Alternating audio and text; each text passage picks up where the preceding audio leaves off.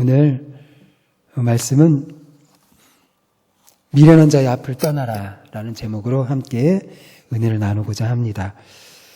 잠언 14장은 1절에서 지혜로운 여인과 미련한 여인을 대조하며 시작하고 있습니다. 1절에 지혜로운 여인은 자기 집을 세우되 미련한 여인은 자기 손으로 그것을 허느니라. 지혜는 개인의 인생의 문제이기도 하지만 공동체의 생사에도 중요한 영향을 미치는 요인입니다. 무엇보다 지혜는 가정의 흥망성쇠를 결정합니다. 지혜는 집을 세우지만 미련함은 집을 파괴한다고 오늘 우리에게 교훈하여 주고 있습니다. 여기서 집을 세운다는 것은 가족 안에 인간관계를 세운다는 뜻도 포함되어 있습니다. 지혜로운 여인은 가정의 경제적인 형편을 살피고 자녀를 양육하며 남편의 조력자로서 집안을 세우는 데 있어서 큰 영향력을 미치는 자입니다. 반면 어리석은 여인은 가정을 돌보는 데 소홀하고 게으르며 자녀 교육에 무관심하며 그러므로 가정을 파괴하는 자입니다. 소중한 생명이 태어나고 양육되는 가정이 바로 세워지는 게 중요합니다. 가족은 서로 섬겨주고 인정해주고 서로의 아픔을 감싸주며 함께 세워나가는 공동체입니다. 가족은 하나님 외에 세상에서 가장 서로 사랑해야 하는 존재입니다. 그러므로 참된 지혜자는 가족들에게 사랑을 먹임으로 가정을 행복하게 세우는 자, 바로 그 사람이 지혜로운 자입니다. 2절에서는 정직한 삶을 사는 자들과 그릇된 삶을 사는 자들의 근본적인 차이점이 어디에 있냐면 바로 하나님께 대한 태도에서 비롯된다고 하는 것을 우리에게 보여줍니다. 2절을 보면 정직하게 행하는 자는 여호와를 경외하여도 패역하게 행하는 자는 여호와를 경멸하느니라. 바로 정직하게 행하는 자, 곧 바른 길로 행하는 자는 여호와를 알고 여호와를 경외하는 자입니다. 그래서 하나님의 성품을 따라서 정직과 의의 삶으로 나아가는 자입니다. 그러나 패역하게 행하는 자, 곧 그릇된 길로 행하는 자는 하나님을 알지도 못하고 그래서 하나님을 인정하지도 않습니다. 하나님의 말씀을 업신여기기 때문에 자기 멋대로 그릇된 길로 살아가는 자입니다. 이처럼 정직하느냐 패역하느냐 그 기초가 여호와를 경외하는 데 달려 있는 것입니다. 지혜로운 자, 어리석은 자의 행위는 말에서에 있어서도 차이가 있습니다. 3절에 미련한 자는 교만하여 입으로 배를 자청하고 지혜로운 자의 입술은 자기를 보전하느니라 라고 말씀합니다. 말은 그것을 사용하는, 말을 하는 사람의 인격과 성품에 따라서 사람을 죽이기도 하고 생명을 보존하고 살리기도 합니다. 잠언 13장 2절에 3절 말씀 함께 읽어봅니다. 시작. 사람은 입의 열매로 인하여 복록을 누리거니와 마음이 괴세한 자는 강포를 당하느니라. 입을 지키는 자는 자기의 생명을 보존하나 입술을 크게 벌리는 자에게는 멸망이 오느니라. 바로 지혜로운 자는 정직을 말하는 자입니다. 지혜로운 자는 말이 필요한 때가 언제인지 분별하고 조절할 줄 아는 사람입니다.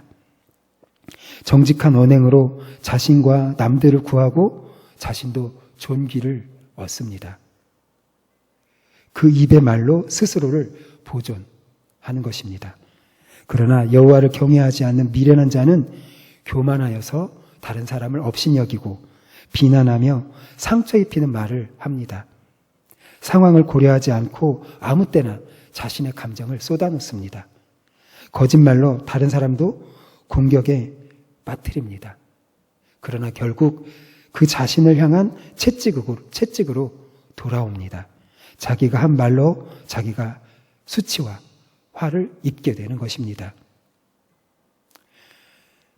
이처럼 지혜로운 자, 어리석은 자의 자는 말에 있어서도 차이가 납니다. 그런데 4절에 갑자기 소가 등장합니다. 4절에 소가 없으면 구유는 깨끗하려니와 소의 힘으로 얻는 것이 많으니라 라고 말씀하고 있는데요. 이것은 모든 일에 있어서 양면성이 있다는 것을 우리에게 보여줍니다.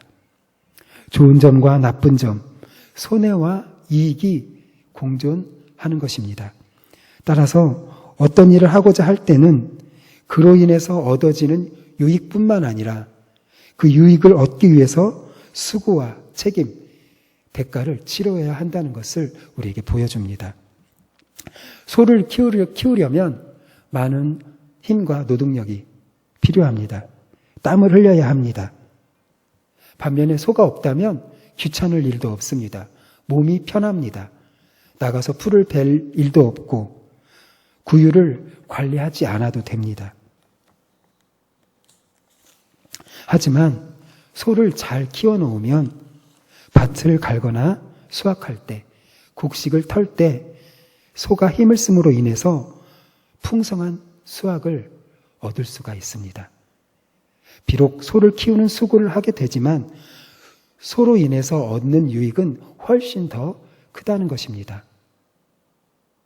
그러므로 지혜로운 자는 자신이 지금 하는 일이 가져올 유익을 기대하며 기꺼이 수고를 아끼지 않는 사람입니다. 그러나 미련한 자는 사소한 문제 때문에 정작 중요한 목적을 잃어버리고 마는 어리석음을 범하고 맙니다. 마치 빈대를 잡으려고 초가 삼간을 태우는 것과 같습니다. 수고하고 땀을 흘리면 기쁜 결과를 보게 되어 있습니다. 그런데 미련한 사람은 조금 힘들고 부담이 된다고 해서 하나님이 주시는 복을 차버리는 사람입니다.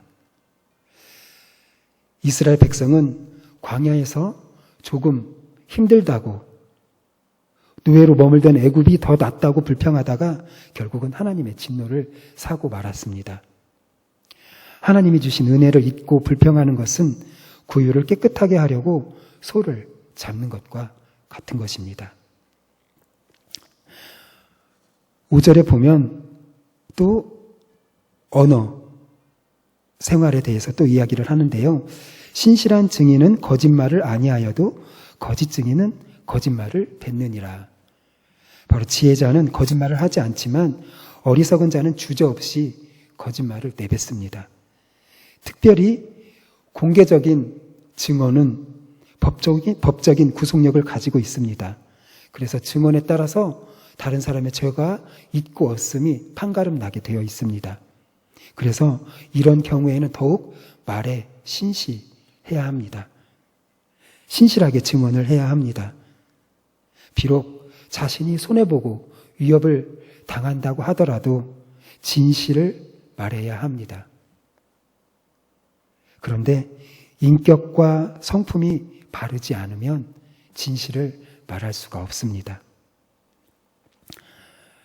이에 반해서 거짓 증인은 진실을 지키지 못하는 사람입니다. 그래서 6절에서는 거만함과 명철함의 이 두 가지 성품을 대조하고 있습니다. 거만한 자는 지혜를 구하여도 얻지 못하거니와 명철한 자는 지식 얻기가 쉬우니라. 바로 거만한 자는 지혜를 얻을 수가 없습니다.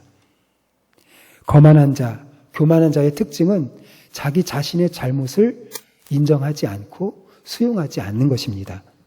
자신의 부족함에 대해서는 관심을 두지 않습니다. 그래서 자신이 어떻게 달라져야 하는지, 변화되어야 하는지는 주목하지 않습니다. 오직 자신의 뜻을 이루는 것만이 목적으로 삼고 있습니다. 그래서 지혜를 아무리 가르쳐 주어도 자신에게 유리하게 선택적으로 귀를 기울일 뿐 참 지혜에 이르기를 원하지 않고 있습니다. 바로 이런 자들에게